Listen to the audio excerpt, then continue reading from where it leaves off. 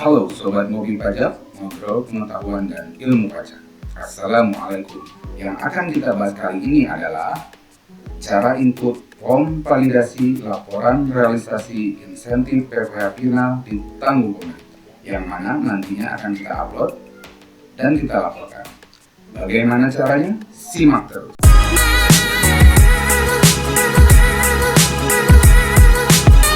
Baik, Sobat Ngopi Pajak, yang pertama kita lakukan adalah seperti biasa login ke dalam DJP Online, kemudian masukkan user ID atau NPWP,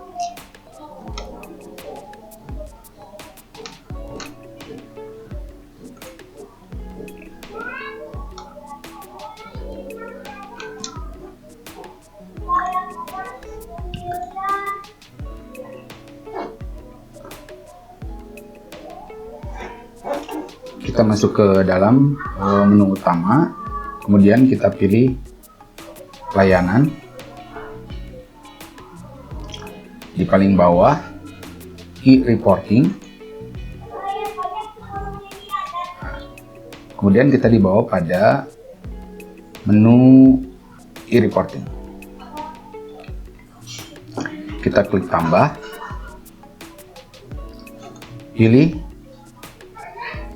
jenis pelaporan realisasi PPh final DTP PMK 44, lanjutkan, masukkan kode keamanan 65AN, lanjutkan. Oke, kemudian kita masuk ke dalam menu pelaporan realisasi PPh final DTP. Nah, untuk tata cara upload sudah kita bahas di video yang lain. Pada kesempatan kali ini yang kita akan bahas atau kita fokuskan saja pada tata cara input form validasi. Pada bulan Mei ini ada perubahan pada form realisasi PPh final DTP, yang mana di dalamnya terdapat validasi data. Maka kita akan melakukan download atau mengunduh form validasi yang baru tersebut untuk kita input lalu kita upload. Baik, kita unduh saja. Kita save. Kita simpan di tempat yang gampang kita temukan. Selanjutnya, kita akan memulai bagaimana caranya melakukan input data pada form realisasi ini, kemudian akan dilaporkan. Yang perlu kita lakukan untuk pertama kali adalah mengganti format penamaan file, karena ini berkaitan dengan masa pajak, tahun pajak, kode realisasi PPh DTP, kemudian ada pelaporan normal atau pembetulan. Baik, kita ganti saja, kita rename.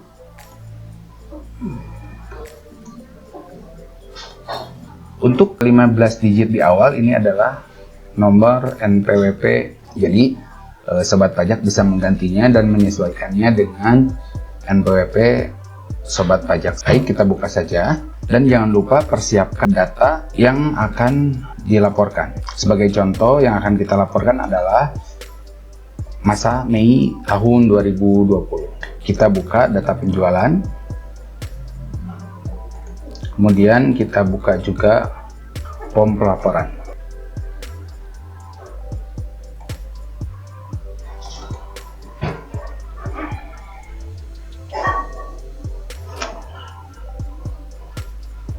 Ini diklik saja,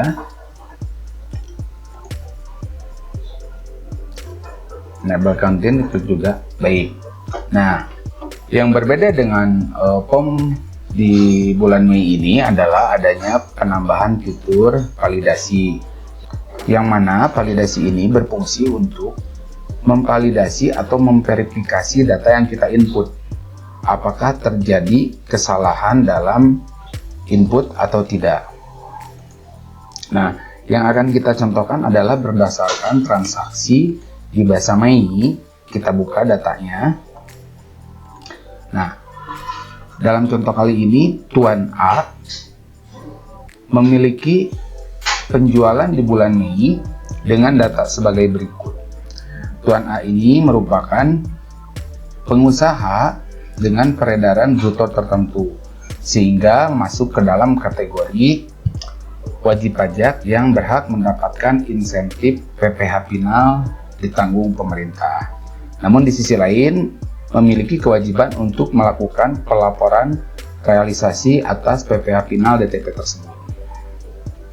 Nah, yang akan kita input adalah total dari omset di bulan Mei, yaitu 23.775.000 dengan PPh terhutang PPh final berdasarkan PP 23 sebesar 118.875. Ini sangat mudah, kita copy saja bagian omset dan PPh.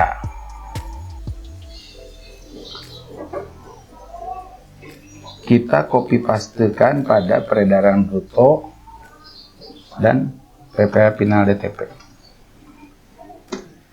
Oke, selanjutnya yang perlu kita isi adalah nomor. Nomor ini menandakan data ke satu atau yang pertama. Jika ada wajib pajak memiliki dua tempat yang berbeda, mungkin ini bisa ada dua lokasi usaha. Untuk lokasi usaha, kita isi berdasarkan lokasi usaha, umumnya diisi dengan alamat yang tertera pada NPWP. Sebagai contoh kali ini kita isi dengan kota saja. Selanjutnya NPWP ini sesuai dengan NPWP sobat. Sebagai contoh kita isikan saja ini nomor NPWP, kita tulis 0 sebanyak 15 digit.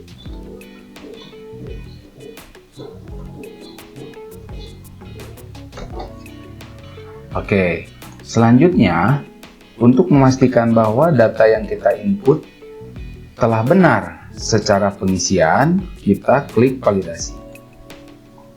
Validasi selesai sebanyak satu data. Nah, artinya data yang kita input telah benar. Nah, dalam form ini terdapat dua menu. Yang pertama adalah pemotongan atau pemungut. Yang kedua adalah lainnya. Nah, yang lainnya ini adalah untuk wajib pajak yang di masa yang bersangkutan tidak berhubungan dengan pihak ketiga yang melakukan pemotongan atau pemungutan, sehingga kita melakukan input pada sheet lainnya. Nah, jika wajib pajak bertransaksi dengan pihak ketiga atau pemungut atau pemotong, data ini wajib diinput. Nah, yang perlu diinput adalah nomor seperti tadi, lokasi usaha, NPWP, ini adalah NPWP wajib pajak kita, kemudian NPWP pihak ketiga, pemotong atau pemungut. Kemudian selanjutnya, peredaran bruto yang dilakukan pemotongan umumnya didasarkan pada tagihan. Selanjutnya adalah atas tagihan tersebut berapa besar PPh yang telah dipotong. Kemudian selanjutnya adalah kode billing. Kode billing pada SSE yang dipergunakan sebagai bukti pemungutan yang nanti akan kita terima dari pihak ketiga atau pemotong atau pemungut. Nah, sekarang kita lihat, kita coba input data ini tidak lengkap untuk melihat fungsi dari validasi ini. Nah, data yang kosong ini akan tervalidasi dan dianggap tidak lengkap sehingga warnanya dapat berubah. Itu fungsi dari validasi ini. Baik, ini kita lewati saja. Kita asumsikan bahwa kita tidak ada transaksi dengan pihak pemotong atau pemungut, sehingga kita cukup mengisi form atau sheet lainnya saja. Kemudian kita validasi lagi. kita save, karena jika belum divalidasi, form ini tidak dapat di-save. Kemudian kita close. Data yang kita input tadi sudah siap untuk diupload dan dilaporkan. Nah, bagaimana cara melaporkannya atau mengupload data tersebut? Sobat Ngopi bisa lihat pada video selanjutnya yang linknya ada di atas ini.